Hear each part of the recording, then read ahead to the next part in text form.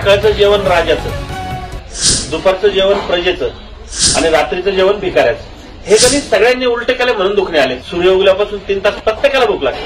मग त्याला पर्याय शोधलाय सगळ्यांनी. चहा, बटर, बिस्किट, खारी, बेकरी प्रोडक्ट, कॉफी, त्याच्या पुढच्या रात्रीचा शिळा भात गरम करून फोडणीचा भात. राजा कधी शिळपाका खातो का? हा नाश्ता बिष्टा ब्रिटिशांनी आणलाय. आपली परंपरा नाश्त्याची नाही. जैन मारवाडी किंवा गुजराती माणसं सूर्यास्तानंतर खातच नाहीत आणि डॉक्टरचं तोंडच पाहत नाही.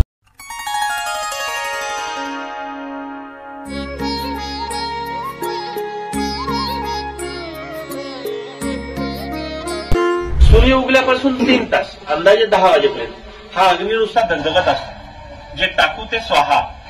बघा आपल्या जुन्या लोकांची एक म्हण आहे, सकाळचं जेवण राजाचं, दुपारचं जेवण प्रजेचं आणि रात्रीचं जेवण भिकाऱ्याचं.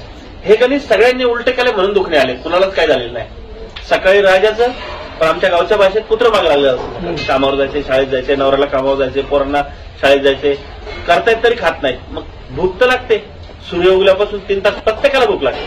मग त्याला पर्याय शोधलाय सगळ्यांनी. चहा, बटर, बिस्किट, खारी, बेकरी प्रोडक्ट, कॉफी, त्याच्या पुढच्या रात्रीचा शिळा भात गरम करून फोडणीचा भात. तर ह्या सगळ्या मी म्हणतो बेकार गोष्टी आहेत. सकाळी राजा कधी शिळपाका खातो का? हे बिस्किट म्हणजे 6 महिन्याचं शिळ आहे. गव्हाच्या पिठाचं बिस्किट बनलंय. घरात चपाती बनवताना गव्हाचं पीठ किती दिवस शिल्लक ठेवत होता आपण? 12, 13, 15 दिवसाच्या वर गव्हाचं पीठ घरात शिल्लक ठेवत नाही आणि बिस्किट 6 महिन्याचं खातो. मग ते शिळच आहे. हा मुद्दा समजून घ्या.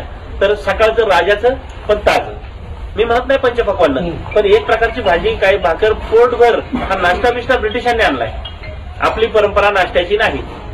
सकाळी जाऊन आणि ते 10च्या आत खाल्लेलं रक्त निर्मिती करतं. ब्लड फॉर्मेशनला जगात गोळी नाहीये. सकाळी 10च्या आत ताजं अन्न खा, तुमचं रक्त निर्मिती होणार. तर हा बदल करायचा.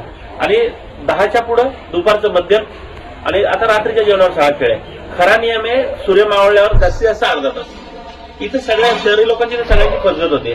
तर रात्री 9, 10, 11, 12, 1ला पण जेवणारी मंडळी आहेत. तर काहींचं म्हणणं आहे नाही, मला असे पण प्रश्न विचारतात, नाही माझा नवरा रात्री कामावरून 10ला घरी येतो, कसं काय तुम्ही सांगताय 7ला जेवायचं? त्याला माझं उत्तर आहे का, तुम्ही ज्या एरियात राहताय त्या एरियातलं चांगलं चालणारा हॉस्पिटलचा सर्व्हे घ्या. त्यातल्या 50 पेशंटचा सर्व्हे घ्या. त्या 50 मध्ये जैन मारवाडी किती आहेत मला सांगा. जैन मारवाडी किंवा गुजराती माणसं सूर्यास्तानंतर खातच नाहीत आणि डॉक्टरचं तोंडच पाहत नाहीत. तुमच्या ओळखीतलं कोणी मित्र परिवारामध्ये असेल जैन मारवाडी, मुद्दाम विचारा रात्री किती वाजता जेवता. मग त्या 50 पेशंटमध्ये ते 49 कोण आहेत? आपली आणि मुस्लिम समाज.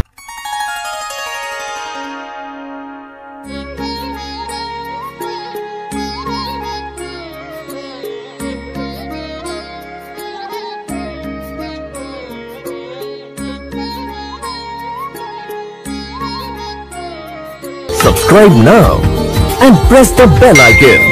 Never miss an update.